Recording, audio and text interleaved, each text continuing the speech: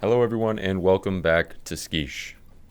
I wanted to start a new series for shows that I felt were glossed over or quite literally flew under the radar. Now this won't just be for shows for the current airing season or last season, but for shows overall that I think deserve way more attention than what they got. These shows won't cater to everyone, and that's okay.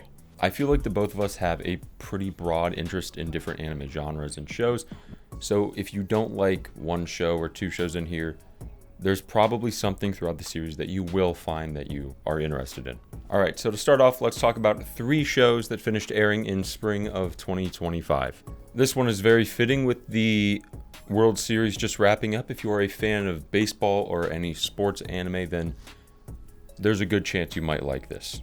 This one is a home run, and that is called Catch Me at the Ballpark. For Kataro Murata, an overworked salaryman, his local ballpark is the only place where he can truly unwind from his arduous daily life.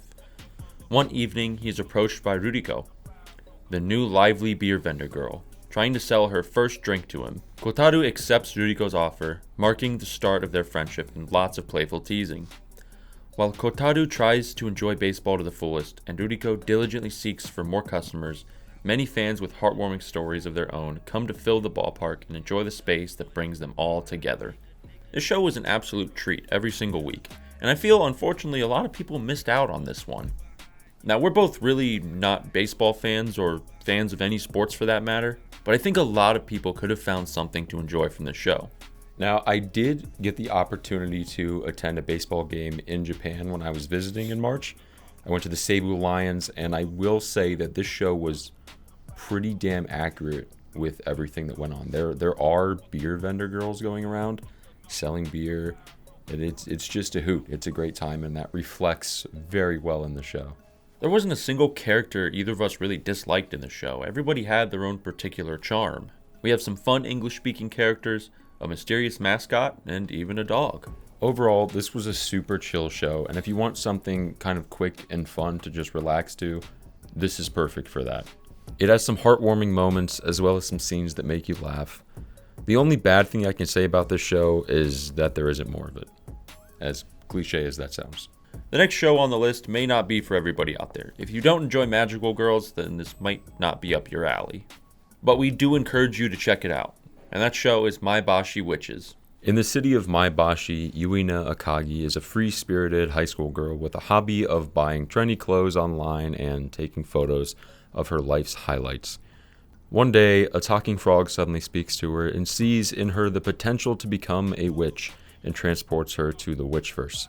There, the frog introduces Yuina to 4 other girls he has recruited: the cheerful Choko Mitsumata, the composed Kyoka Kirahara, the easygoing Mai Kamizumi, and the short-fused Azu Nisato, who is apprehensive of Yuina's arrival. Despite the initial clash of personalities, the 5 girls aim to become true witches. To achieve that goal, they must grant people's wishes in the real world through music, the most efficient conduit for channeling magic. As Yuina learns to control her newfound powers, her journey into a magical life helping others will be far more vibrant than any photo her camera can ever hope to capture. Some people might be thinking like, oh, magical girls and idols, that's really not my thing, but there really is a lot more to the show than meets the eye. It covers some pretty heavy topics. We really get to learn about the characters and the things they're going through outside of the witch portion of the show. We both really liked all the characters in the show, but we did read some things where people initially had some not so great opinions on certain characters, but eventually, through the show, they totally flipped their opinion on them. Which I think gives the show a lot of value in being able to do that and sway people's opinions. If you know magical girl shows, then you know that there is some entity that grants the girls their powers, and typically, we really fucking hate them. But in Maebashi Witches, I really didn't hate the magical entity. He was dope. Karopi was witty and not a total piece of shit. I really did not expect to like this show as much as I did. And I think that this made it to like my top 3 out of the 18 shows that I watched that season, which is really surprising that this small, genuinely under the radar magical girl show made it that high on a fairly stacked season. So I genuinely encourage you to try this show, and if you really think magical girl stuff and idols aren't for you, step outside your comfort zone because this show really does have a lot of potential, and it covers a lot of things that aren't just magical girls and idols. The last show that I want to talk about, I have a particularly soft spot for, and that is like a genre of show that takes you around spots in Japan that are genuinely accurate and real life spots in Japan, and they just take you around and show you things like food, architecture, and like, it's genuinely just showing you Japan. It is a tourism show, and they're awesome. And that show is called Mono, or Mono, however you want to pronounce it. And it was done by the same author as Yuru Camp. So if you liked Yuru Camp, you're guaranteed to like this show. The photography club is in danger of shutting down, and the cinema club too? Fret not, for they shall merge and become Cinephoto Club. New club members Satsuki, An, and Sakurako are asked to be the main characters for manga artist Haruno's latest work that's centered around action cameras.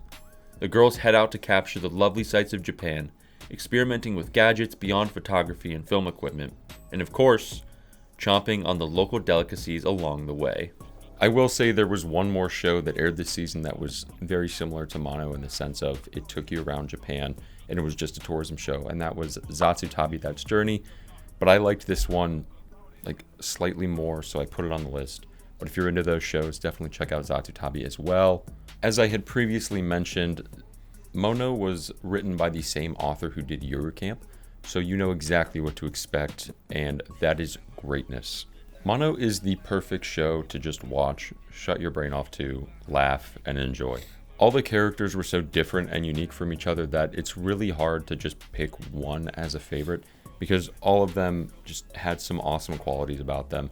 I really do have a sweet spot for these types of shows because they give me ideas on places that I may want to visit in Japan when I go. And the best part is it's based on actual locations. I think that brings such an awesome element to a show. Since this was done by the author that did Yuru Camp, there are some times where the characters from Yuru Camp make an appearance in the show. And we are both suckers for some Easter eggs in anime. When it comes to Mono and Yuru Camp, I genuinely don't know which one I like more. They were both such awesome, fun shows, and I can really only hope for another season of Mono. That covers 3 shows that went under the radar. We hope you guys go check them out and give them a chance, even if they're not something that you would particularly watch. There's something that I think everybody can pull from one of these shows. Thank you guys for watching, and if you enjoyed this video series under the radar, subscribe for more because there's a lot of shows that don't get the attention they deserve.